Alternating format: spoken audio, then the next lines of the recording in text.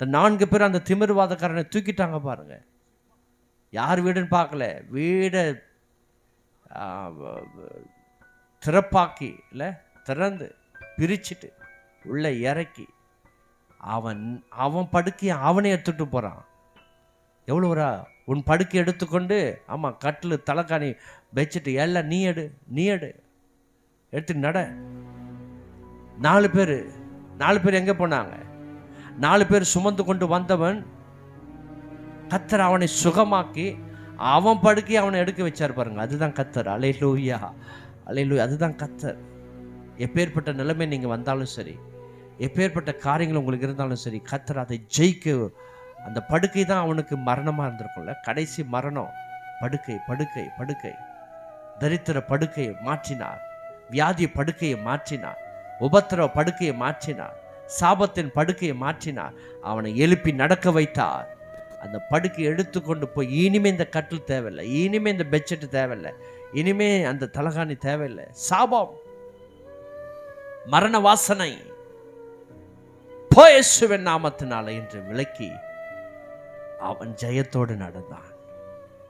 ஆமென். அதே போல உங்களுடைய வாழ்க்கையில கர்த்தர் நடத்துவா, உங்களுடைய வாழ்க்கையில கர்த்தர் நடத்துவா. நிச்சயம் அற்புதம் நடக்கும். விசுவாசமா இருங்கள். 4 பேரை தூக்கிட்டு வாங்க.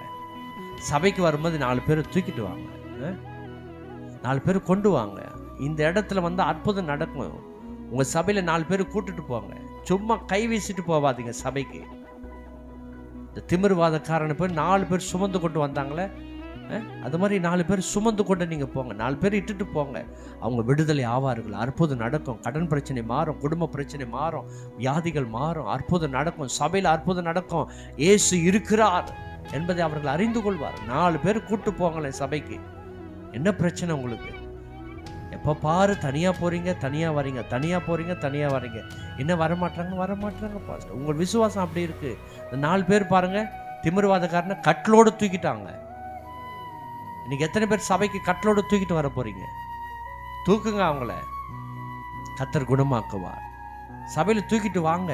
அப்படிலாம் அற்புதங்கள்லாம் இன்னைக்கு சபையில் நடக்கணும். விசுவாசிகளுக்கே ஜெபம் பண்ணி இன்னைக்கு பேய் ஓட்டுது, திருப்பி பேயோடு வருது, பேய் ஓடுது, பேயோடு வருது, வியாதி போது, வியாதியோடு வருது. விசுவாசிகளுக்கே தான் இன்னைக்கு ஓட்டின்னு இருக்கு. புறஜாதியாரை கூட்டுட்டு வாங்க. இயேசுவை அறியாதவங்களை சபைக்கு கூட்டுட்டு வாங்க. அவங்களுக்கு விடுதலை நடக்கும், அற்புதம் நடக்கும். அந்த விசுவாசம் விசுவாசிகளுக்கு இல்லையா? முதல்ல 4 பேர் போய் கூட்டு வர்றாங்களா? சமாரியா நாட்டு பெண்,